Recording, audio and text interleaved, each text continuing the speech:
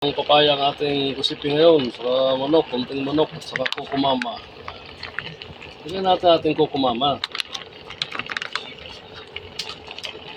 Tatlong pirasong kukumama.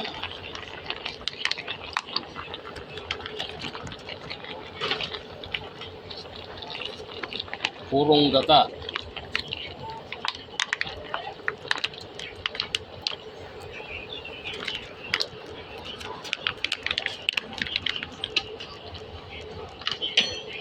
Ilagay natin ating ricado, sibuyas, ng bawang, nawala na. Sili. Pinitos-pinitos natin ng konti. Sa atin ang magic sarap.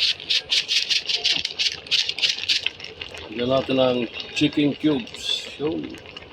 Ilagay natin yung talbos ng sibuyas. Natin ang konting malunggay. Yun, i-ano na natin ito para